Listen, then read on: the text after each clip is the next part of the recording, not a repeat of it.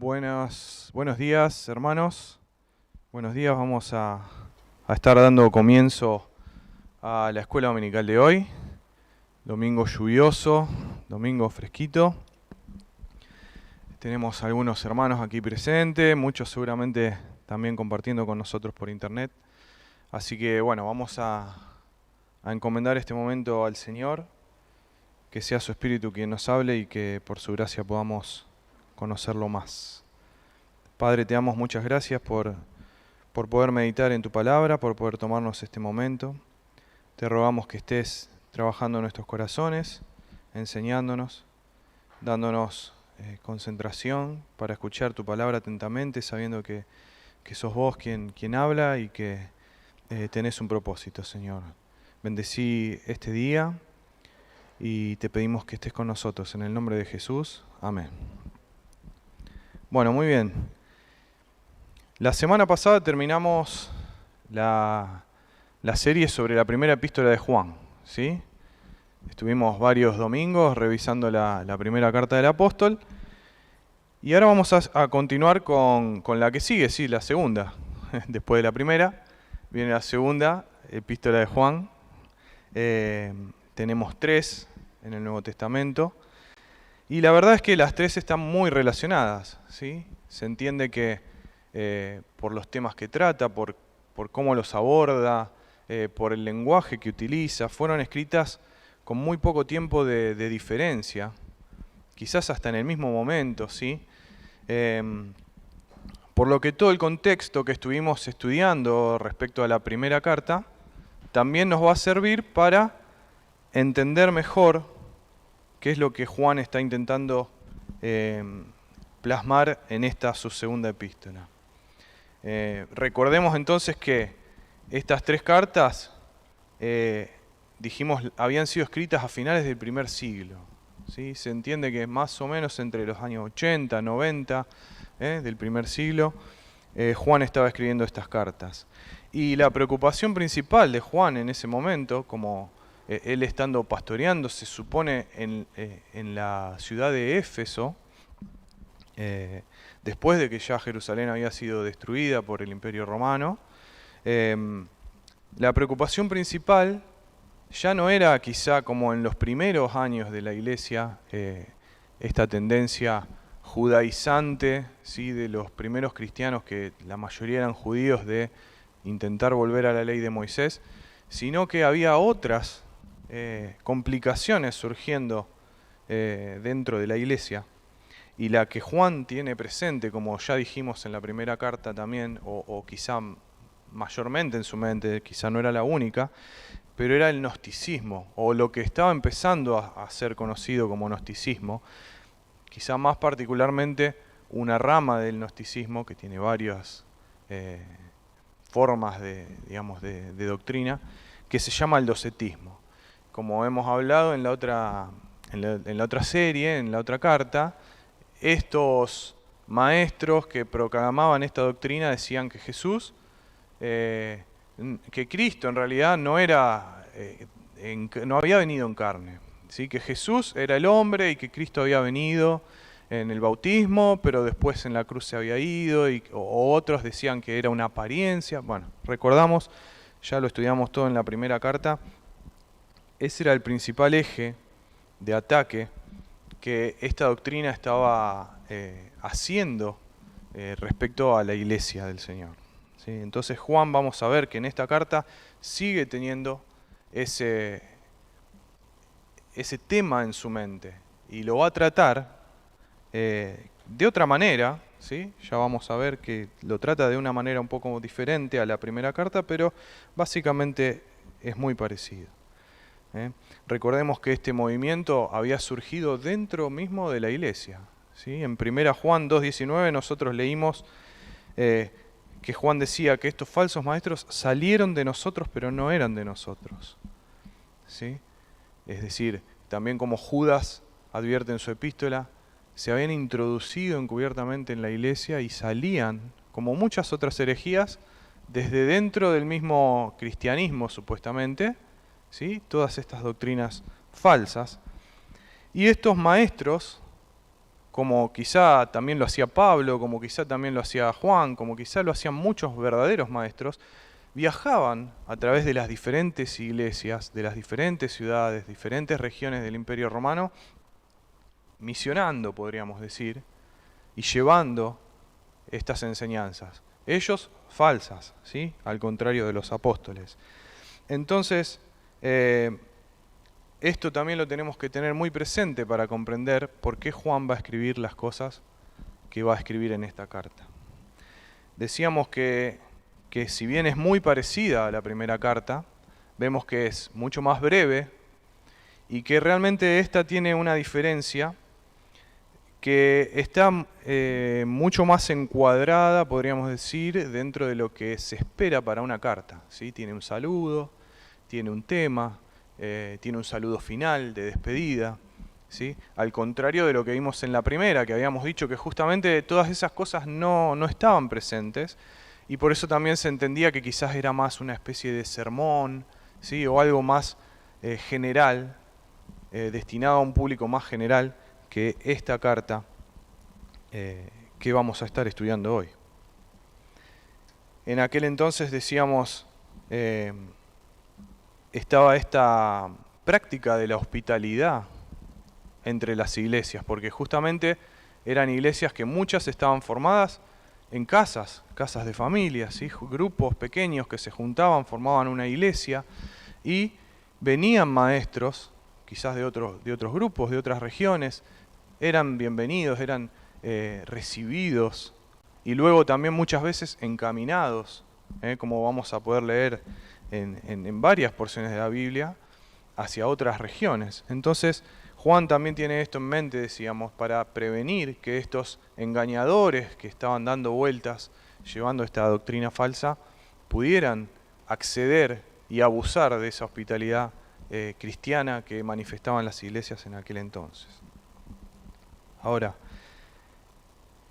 antes de empezar a analizar el texto en sí, ¿cómo podemos nosotros trasladar a hoy, que quizá la realidad es un poco diferente, ¿sí? No tanto, pero hay diferencias, cómo trasladamos estos consejos pastorales que Juan da a estas personas que le va a estar escribiendo, ahora vamos a ver, los destinatarios de su carta, a la actualidad, a nuestra realidad hoy? Y yo pensaba, ¿no?, que Juan vamos a leer después que Juan está hablando de que no reciban en su casa a cualquiera con doctrina extraña. Y yo pensaba, bueno, nosotros quizás no estamos recibiendo gente enseñando en casa, pero después pensé, ¿cuántas veces prendemos YouTube y escuchamos alguna predicación, ¿no?, en nuestra casa?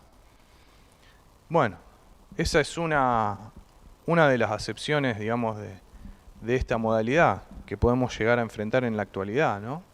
¿Qué estamos escuchando? ¿Qué escuchamos en la radio, aunque sea radio cristiana? ¿Sí? Y poder estar atentos y poder tomar también estos consejos de Juan. También en aquel entonces estaban surgiendo estas diferentes versiones de la verdad, ¿sí? Había estado la verdad del Evangelio y ahora empiezan a surgir ramificaciones de supuestas nuevas verdades, ¿sí? Y muchos atraídos por estas nuevas revelaciones, por estas cuestiones, los gnósticos, dije una burrada, los gnósticos tenían este concepto de un conocimiento elevado al que solo algunos podían alcanzar, ¿sí? Y eso atraía a veces, seduciendo la tentación de la sabiduría humana, ¿sí? Y hoy también nos puede pasar, porque hoy también enfrentamos un tiempo donde hay mucho de lo que llamamos el ecumenismo, ¿no? Todo, bueno, cada uno puede relacionarse con Dios como puede, como lo siente, como quiera. Y sabemos bíblicamente que no es así. Sabemos que el Señor dijo que la puerta es estrecha, ¿sí?, que el camino es Él. Entonces, esto también puede traerse a la realidad nuestra de hoy, ¿sí? Entender que no todos los caminos conducen a una verdadera relación íntima con Dios, ¿sí? Solo Cristo, solo Cristo. Y que tenemos que estar atentos a esas cuestiones que empiezan a querer desviarnos de a poquito, de ese verdadero camino, de esa puerta estrecha, ¿sí? También vivimos en una sociedad muy relativista. Mi verdad, tu verdad, la verdad de él, la verdad de ella. ¿Y cómo es eso? Es un concepto medio contradictorio, ¿sí? Hay una verdad, nosotros lo sabemos porque Cristo es la verdad, ¿sí? Pero somos bombardeados por ese tipo de conceptos. Bueno, quizá yo no estoy tan en lo cierto, quizá mi verdad es media verdad y empezamos a tener dudas y se empiezan a poder filtrar cuestiones como podía pasar en este primer siglo con estos hermanos, ¿sí? Bueno, sin más preámbulos vamos a leer entonces la segunda epístola de Juan. Son 13 versículos, una carta cortita, que dice así: el anciano, a la señora elegida y a sus hijos, a quienes yo amo en la verdad, y no solo yo, sino también todos los que han conocido la verdad, a causa de la verdad que permanece en nosotros y estará para siempre con nosotros. Sea con vosotros gracia, misericordia y paz de Dios Padre y del Señor Jesucristo, Hijo del Padre, en verdad y en amor. Mucho me regocijé porque he hallado a algunos de tus hijos andando en la verdad, conforme al mandamiento que recibimos del Padre. Y ahora te ruego, Señora, no como escribiéndote un nuevo mandamiento, sino el que hemos tenido desde el principio, que nos amemos unos a otros. Y este es el amor, que andemos según sus mandamientos. Este es el mandamiento, que andéis en amor, como vosotros habéis oído desde el principio. Porque muchos engañadores han salido por el mundo, que no confiesan que Jesucristo ha venido en carne. Quien esto hace es el engañador y el anticristo. Mirad por vosotros mismos, para que no perdáis el fruto de vuestro trabajo, sino que recibáis galardón completo. Cualquiera que se extravía y no persevera en la doctrina de Cristo, no tiene a Dios. El que persevera en la doctrina de Cristo, ese sí tiene al Padre y al Hijo. Si alguno viene a vosotros y no trae esta doctrina, no lo recibáis en casa ni le digáis bienvenido, porque el que le dice bienvenido participa en sus malas obras. Tengo muchas cosas que escribirles, pero no he querido hacerlo por medio de papel y tinta, pues espero ir a vosotros y hablar cara a cara para que nuestro gozo sea cumplido. Los hijos de tu hermana, la elegida, te saludan. Amén. Muy bien. Vemos una carta, un texto corto, reducido, pero podemos ver, si todavía tenemos fresco lo que estuvimos estudiando de 1 Juan, que hay muchos puntos en común, ¿sí? Mucho de este contraste de el que predica a Cristo tiene a Dios, el que no, ¿sí? Mucho de andar en amor, ¿sí? De la verdad. Vemos que hay muchos puntos en común con lo que estudiamos en 1 Juan.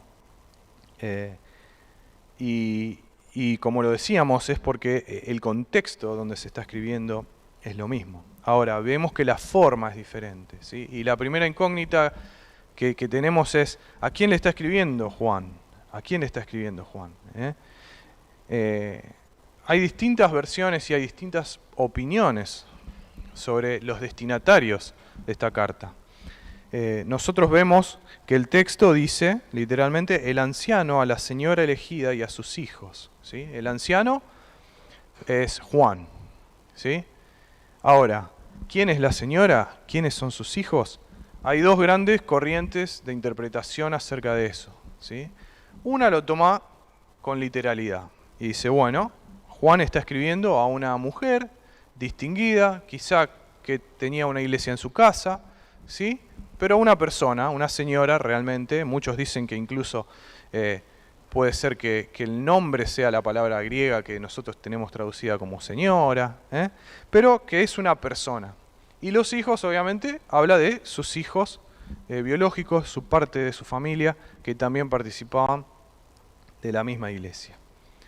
La otra opción, ¿sí? Es una interpretación en un sentido figurado.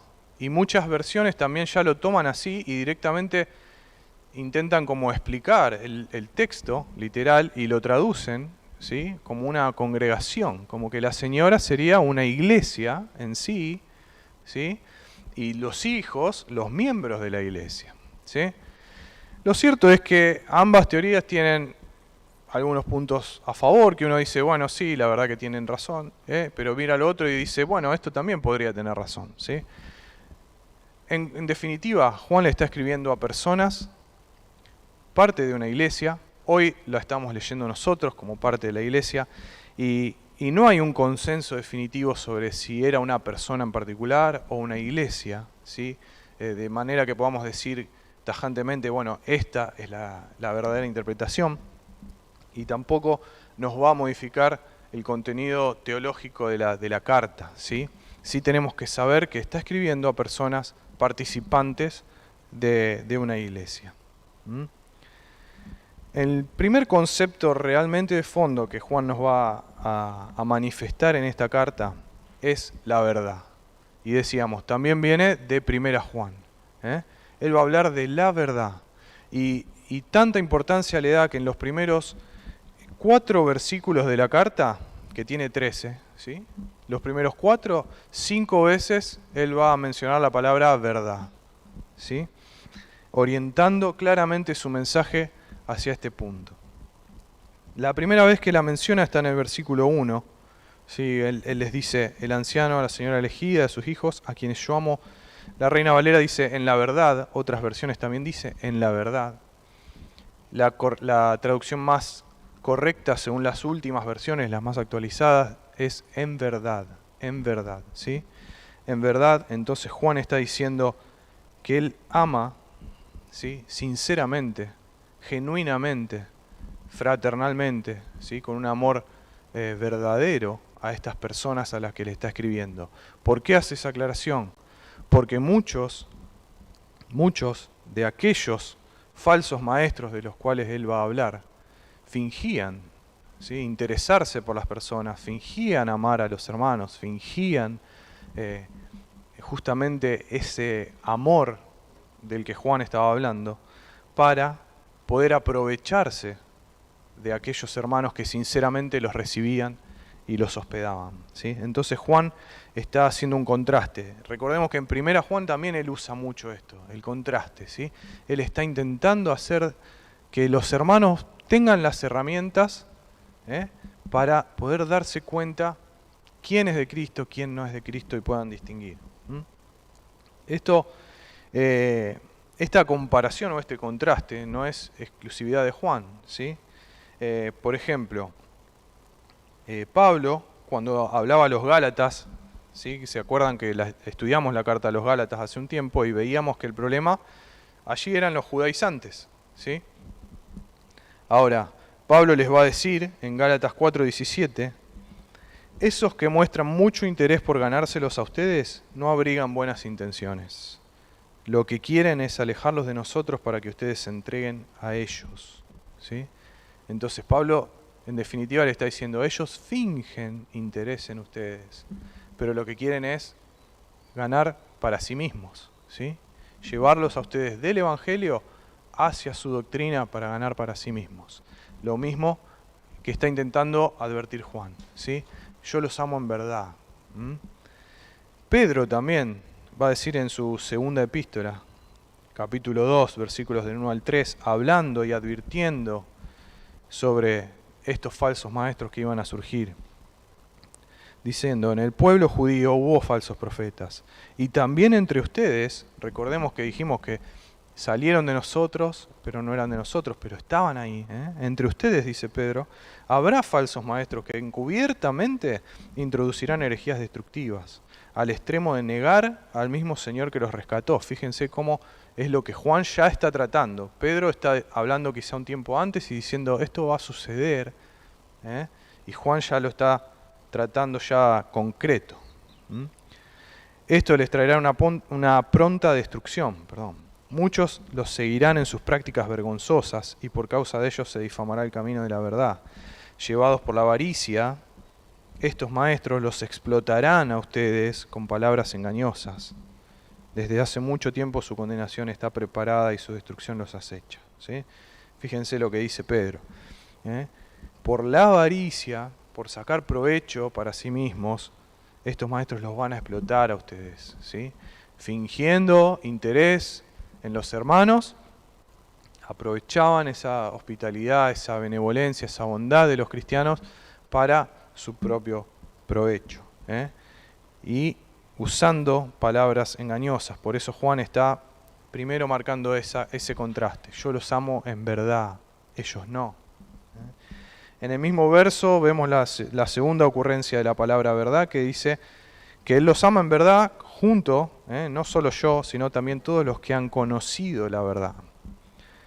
Acá Juan ya está refiriéndose a aquellos todos verdaderos cristianos que conocieron a Cristo, al Evangelio, lo cual es la verdad. Cristo es el Evangelio, Él es la verdad, ¿sí? Todos los verdaderos hermanos manifestaban amor por sus hermanos, lo que vimos en 1 Juan, ¿sí? Yo los amo de verdad. Y todos los hermanos que son realmente hermanos también los aman de verdad. Vemos otra vez este contraste que vimos en 1 Juan. Recordemos 1 Juan 2:4, que Juan dice, el que afirma lo conozco, hablando de Cristo o de Dios, pero no obedece sus mandamientos, es un mentiroso y no tiene la verdad, ¿sí? Ahí él estaba haciendo ese mismo contraste, ¿sí? Vamos a ver después que el mandamiento ¿cuál es? Amémonos los unos a los otros. Por eso le está diciendo, los que conocieron la verdad, los que realmente conocieron a Cristo y al Evangelio, conmigo los amamos genuinamente, ¿sí? La tercera ocasión, en el versículo ya número 2, ¿sí? Juan habla de a causa de la verdad que permanece en nosotros y estará para siempre con nosotros, ¿sí? Dándole la misma acepción que en la mención anterior. La verdad, el Evangelio, Cristo permaneciendo en nosotros, ¿sí? La confirmación, como estuvimos estudiando, de que alguien es un verdadero discípulo de Cristo, es que Cristo permanece en ellos, porque ellos permanecen en Cristo también, ¿sí? En contraste con estos falsos maestros que, como leímos al principio, salieron de nosotros, pero no eran de nosotros. Juan lo deja bien en claro, ¿sí? Entonces, el que permanece en Cristo, Cristo permanece en él, ese es en verdad el discípulo de Cristo. La mención número 4.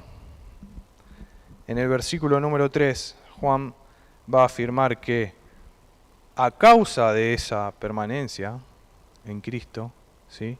A causa de esa permanencia, tenemos gracia, misericordia y paz de Dios en nosotros, ¿sí? Gracia, misericordia y paz de Dios, las cuales obran en nuestra vida, obran para generar un fruto de amor y de verdad, permanencia en la verdad, amor hacia Dios y hacia el prójimo, ¿sí? Seguimos viendo cómo Juan habla sobre la verdad, sobre el amor, ¿sí? Tito capítulo 2, versículo 11 al 13, lo hemos estudiado hace poco con el pastor Carlos, nos dice que en verdad Dios ha manifestado a toda la humanidad su gracia, la cual trae salvación y nos enseña a rechazar la impiedad y las pasiones mundanas. Así podremos vivir en este mundo con justicia, piedad y dominio propio, mientras aguardamos la bendita esperanza, es decir, la gloriosa venida de nuestro gran Dios y Salvador Jesucristo, ¿sí? Vemos que la gracia que Dios derrama en nosotros nos hace aptos, nos enseña para poder permanecer en la verdad y en el amor, como decía Juan acá en el versículo 3. Lo vemos también en Gálatas cuando nos habla del fruto del Espíritu, ¿sí? Que si andamos por el Espíritu, no vamos a satisfacer los deseos de la carne. Entonces esa gracia, esa obra santificadora de Dios es la que nos permite tener este fruto sincero de verdad y amor que Juan está tratando. La última mención a la verdad en estos versículos que decíamos, la quinta, está ya en el versículo 4. Y Juan está diciendo que él se regocijó, que él se alegró en extremo, porque halló a algunas de estas personas andando en la verdad, conforme al mandamiento que recibimos del Padre. Es decir, mostrando en su conducta externa lo que realmente estaba pasando en su interior, ¿sí? Lo que hemos estado hablando en las casas de familia, ¿eh?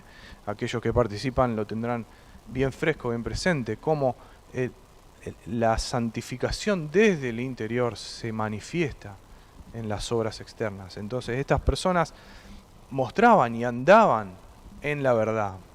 Su conducta reflejaba lo que estaba sucediendo en sus corazones y Juan está feliz. ¿Por qué? Porque en ese contexto donde tantos falsos maestros estaban dando vueltas, donde tantas personas estaban dudando o siendo engañadas, ver cristianos fieles siendo transformados por el poder del Espíritu le da un gozo a Juan en su corazón, como debería darnos a nosotros también poder ver que tenemos hermanos que son transformados por el Señor, ¿sí? Entonces, ellos mostraban en sus actitudes lo que estaba pasando en su corazón, ¿sí? Por ejemplo, Pablo va a escribir a los Efesios, ¿sí? En el capítulo 5, y les va a decir: por tanto, imiten a Dios como hijos muy amados, y lleven una vida de amor, así como Cristo nos amó y se entregó por nosotros como ofrenda y sacrificio fragante para Dios, ¿sí? Ahí vemos cómo empieza Pablo a introducir el tema. Tenemos que imitar a Dios como hijos amados, viviendo en amor, lo que habla Juan. ¿Y por qué? Porque Cristo nos amó y se entregó por nosotros. Al comprender eso, al internalizar esa realidad, podemos manifestar una vida de amor. Y va a empezar a dar algunas cuestiones, como entre ustedes ni siquiera debe mencionarse la inmoralidad sexual, ni ninguna clase de impureza o avaricia, porque eso no es propio del pueblo santo de Dios. Tampoco debe haber palabras indecentes, conversaciones necias, ni chistes groseros, todo lo cual está fuera de lugar. Haya más bien acción de gracias, porque pueden estar seguros de que nadie que sea avaro, es decir, idólatra, inmoral o impuro, tendrá herencia en el reino de Cristo y de Dios. Que nadie los engañe, fíjense, con argumentaciones vanas, porque por esto viene el castigo de Dios sobre los que viven en la desobediencia. Así que no se hagan cómplices de ellos, porque ustedes antes eran oscuridad, pero ahora son luz en el Señor. Vivan como hijos de luz. El fruto de la luz consiste en toda bondad, justicia y verdad, y comprueben lo que agrada al Señor. Entonces vemos que Pablo está diciendo lo mismo. No es que está dando una lista de cosas como siempre decimos, bueno, esto no lo tengo que hacer, esto sí lo puedo hacer, esto lo puedo hacer, no, o sí, sino que le está diciendo el fruto de la luz va a ser esto. Que ustedes no hagan estas cosas y que ustedes tengan una vida de amor. Es el fruto de la luz. Es el mérito de la obra del Espíritu Santo en nosotros. También lo vamos a ver en el capítulo 8 de Romanos, ¿no? Pablo también hablando y mencionándonos cómo estas dos naturalezas que tenemos, la naturaleza pecaminosa o la carne, y la nueva naturaleza que Dios nos ha dado en la regeneración, se enfrentan, ¿no? En el capítulo 8, decíamos, de Romanos, versículo 9, Pablo está hablando a los creyentes y le dice: sin embargo, ustedes no viven según la naturaleza pecaminosa, sino según el Espíritu, si es que el Espíritu de Dios vive en ustedes. Y si alguno no tiene el Espíritu de Cristo, no es de Cristo. Fíjense que también se interrelaciona mucho con lo que Juan está diciendo, ¿sí? Si alguien tiene el Espíritu de Cristo, se manifiesta, ¿sí? ¿Pero por qué? Porque es una manifestación externa de lo que está sucediendo adentro. Si Cristo está en ustedes, el cuerpo está muerto a causa del pecado, pero el Espíritu que está en ustedes es vida a causa de la justicia. Y si el Espíritu de aquel que levantó a Jesús de entre los muertos vive en ustedes, el mismo que levantó a Cristo de entre los muertos también dará vida a sus cuerpos mortales por medio de su Espíritu que vive en ustedes. Por tanto, hermanos, tenemos una obligación o una deuda, dicen otras versiones, pero no es la de vivir conforme a la naturaleza pecaminosa. Porque si ustedes viven conforme a ella, morirán. Pero si por medio del Espíritu dan muerte a los malos hábitos del cuerpo, vivirán. porque todos los que son guiados por el Espíritu de Dios son hijos de Dios. ¿Sí? Vemos de nuevo este concepto de que a través de la obra del Espíritu de Dios es que nosotros podemos ver morir las obras de la carne y manifestar otra vida, esa nueva vida que Dios nos ha dado. ¿Sí? Y es esto lo que manifestaban estas personas, y por eso Juan dice, yo veo que andan en la verdad. ¿Por qué? Porque puedo ver en su fruto, como dijo el Señor, por su fruto los conocerán. Puedo ver en su fruto, puedo ver en su forma de andar, que andan en la verdad, que en su corazón está la verdad, está Cristo, está el Evangelio, está el Espíritu Santo obrando en ellos. ¿Sí? Continuando con el texto de 2 Juan, vamos a ver ya en el versículo 5, Juan le va a dejar en claro que no le va a enseñar nada diferente a lo que ellos ya conocen. ¿Sí? Fíjense que le dice, ahora te ruego, señora, no como escribiéndote un nuevo mandamiento, sino el que hemos tenido desde el principio, que nos amemos unos a otros. ¿Sí? No hay nada revelador, dice Juan acá. Acá no hay nada nuevo. Es lo que vimos desde un principio. El primer evangelio que recibimos. ¿Sí? Esa buena noticia. Y va a pasar Juan al segundo tema central de su carta, que es el amor. El amor. ¿Sí? Entonces decíamos, Juan dice, este es el mandamiento que tuvimos desde un principio. Lo que se les enseñó en un primer momento a estas personas creyentes, y era que nos amemos unos a otros. Juan había recibido este mandamiento directamente junto con los demás apóstoles del Señor Jesús. Lo vemos en su Evangelio, en el Evangelio según Juan, capítulo 13, versículo 34, Jesús, en intimidad con ellos, les dice, este mandamiento nuevo les doy, que se amen los unos a los otros. Así como yo los he amado, también ustedes deben amarse los unos a los otros.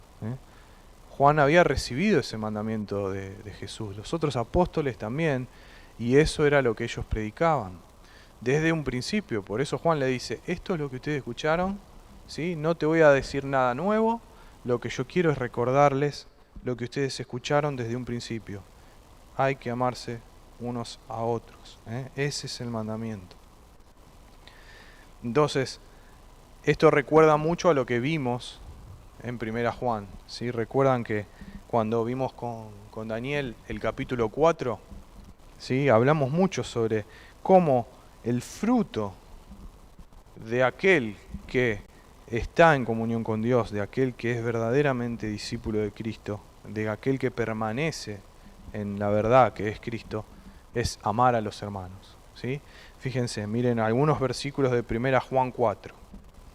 Versículo 8, por ejemplo, dice, el que no ama no ha conocido a Dios, porque Dios es amor. ¿Sí?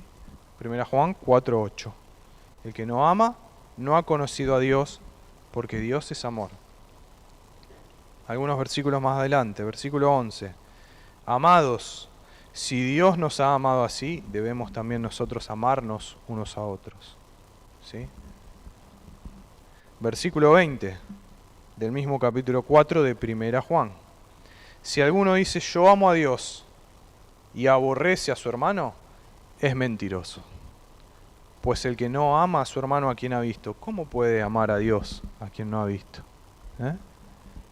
Entonces vemos cómo Juan continúa con estos temas que estuvimos viendo en la primera carta. ¿Sí? El que está en Cristo manifiesta esa permanencia en Cristo amando a sus hermanos. Fíjense que en estos versículos que leímos lo deja muy claro, ¿sí? No anda con grises Juan. El que no ama no conoció a Dios. Si alguno dice yo amo a Dios y aborrece a su hermano, es mentiroso. ¿Sí? No deja mucha duda.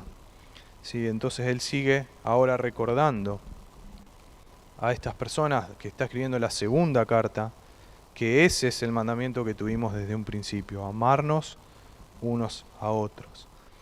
Ahora Juan en el versículo 6 va a definir qué es el amor al que él se está refiriendo. ¿sí?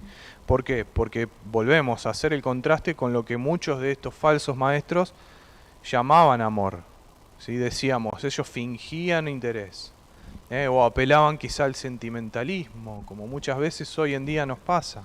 ¿eh? ¿Qué es el amor? Lo vemos como un sentimiento. Y Juan está hablando de algo mucho más profundo. ¿Sí? Entonces en el versículo 6, él nos va a decir, este es el amor, que andemos según sus mandamientos. Y va a relacionar, ¿sí? la obediencia y el andar en la verdad, como veíamos antes, con el amor. ¿Sí? Nada tenía que ver con lo que profesaban estos falsos maestros.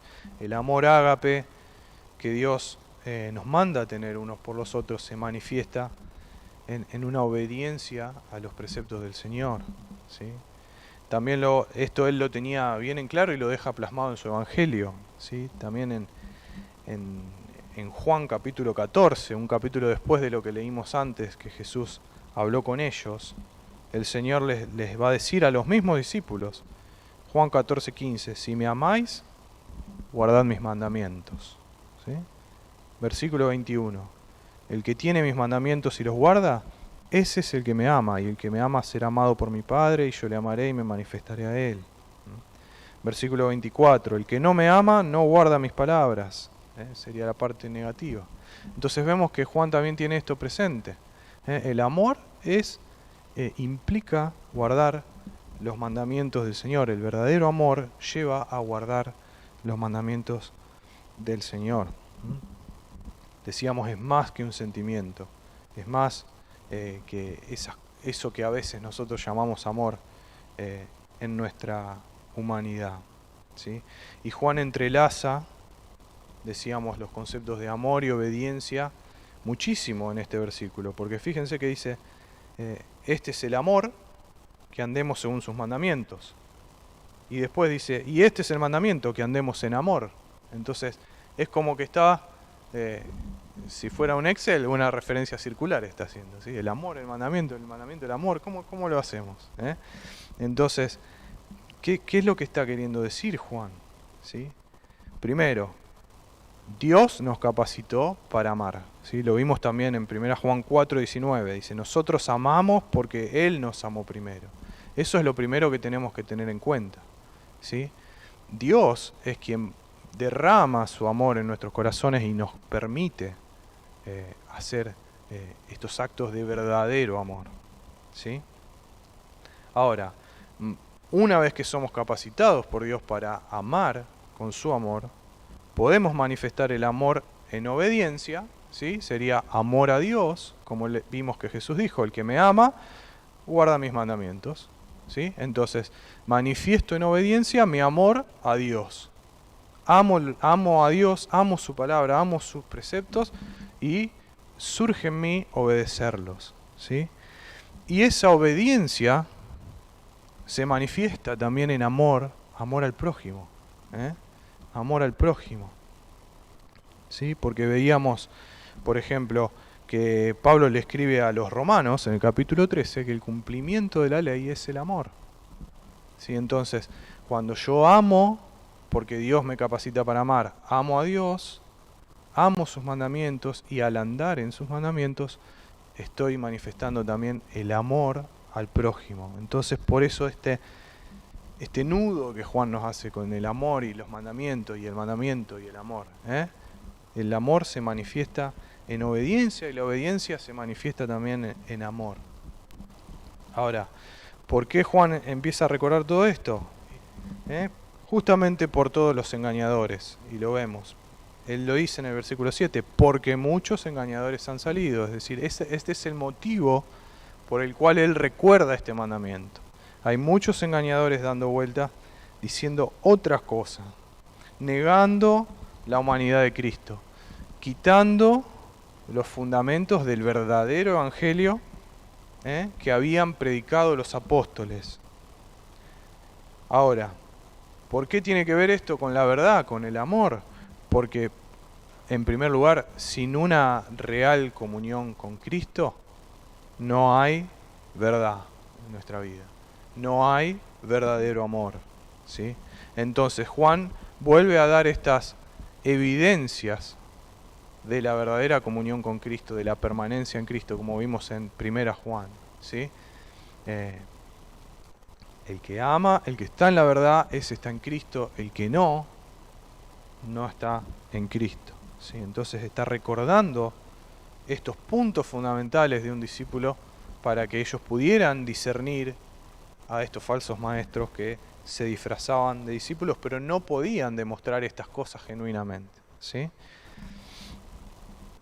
Luego, decíamos, y este es el punto que quizá diferencia a esta segunda carta, Juan quería evitar que estos maestros errantes se abusen de esa hospitalidad, como decíamos antes, de los cristianos, y en ese abuso pudieran corromper sus ideas, ¿sí? Su doctrina. Entonces Juan les va a recordar estas evidencias para que ellos pudieran discernir y evitar recibirlos en sus casas, encaminarlos y ayudarlos, entre comillas, por eso dice participar en sus malas obras, a expandir esta falsa enseñanza que estaban diseminando por el mundo. Usa una palabra de advertencia en el versículo 8, ¿sí? Mirad por vosotros mismos. Y es una palabra fuerte de advertencia, la misma que usó Jesús cuando dijo, miren que nadie los engañe, van a venir falsos cristos, van a venir gente que va a venir en mi nombre y van a ser mentirosos, ¿sí?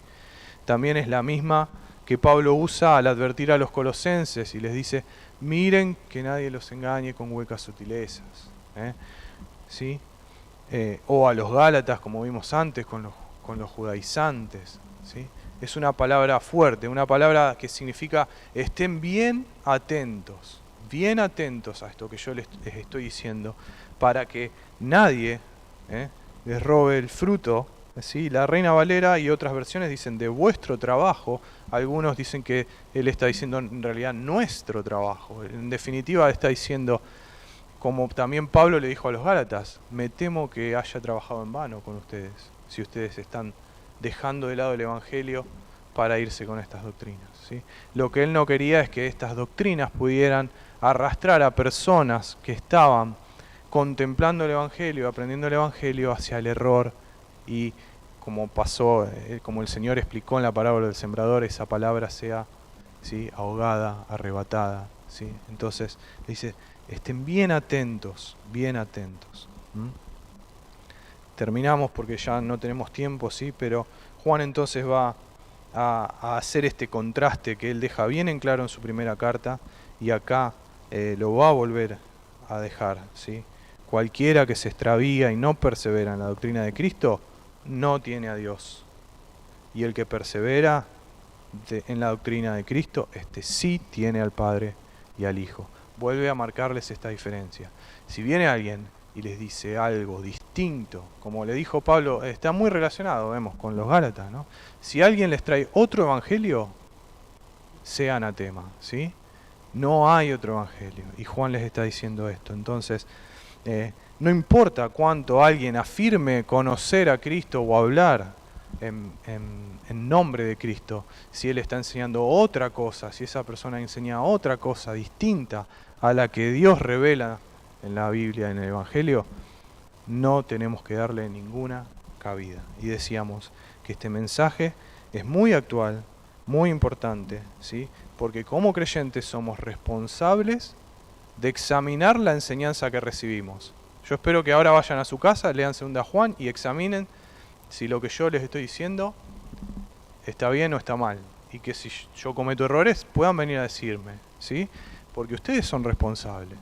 Porque yo pudiera estar queriendo engañarlos, Entonces hay que estar familiarizados con la palabra del Señor y también poder examinar nuestras vidas para ver si esa verdad, si ese amor está manifestándose en nosotros, ¿sí? Está manifestándose y estamos bien encaminados, podríamos decirlo, ¿sí? Y nadie está intentando movernos del verdadero evangelio. Bueno, hermanos, oramos. Padre, gracias por tu palabra, Señor, y te rogamos que sigas trabajando con ella en nuestros corazones, Señor, y nos ayudes a permanecer en tu verdad, Señor, a estar firmes en tu evangelio. Gracias una vez más por tu palabra, Señor, en el nombre de Jesús. Amén. Muy bien, damos paso entonces a la reunión de los chicos, ¿sí? A la elección de los niños.